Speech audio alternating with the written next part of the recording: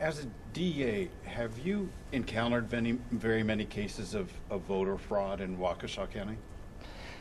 You know, it turns out we're not ground zero for voter fraud in Waukesha County. But we have had cases, and I've had some that I have where we've identified a suspect and we've had to refer them to other counties because under Wisconsin law now, election violations are prosecuted in the county where the person resides. Right. So we've had to refer those to other counties and have been disappointed at times in the results because we thought we had a solid investigation and they didn't go anywhere.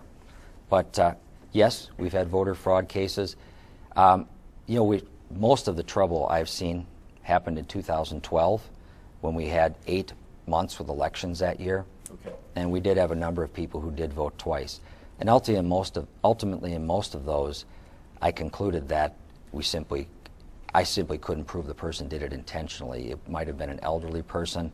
That was frequently the case. Very elderly people who voted absentee, thought they were going to be out of town, then they were in town and just didn't realize, oh, this was the June election. I thought this was the May one.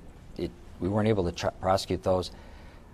There have been other cases, though, where we've had reported to us that someone's vote was used, but we haven't been able to, we don't know who did it.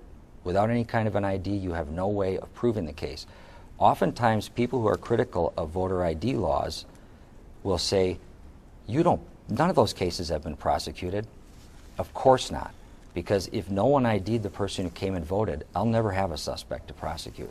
You have to listen carefully to the arguments. So you said Waukesha is not ground zero for voter ID, for voter fraud. Is there a ground zero for voter fraud? I don't know the answer to that, but I just know what happens in my county. And a large part of why, well, the best way to prevent someone from stealing your vote is to use it. And Waukesha County, we typically have very large voter turnout in the big elections, and I think that helps.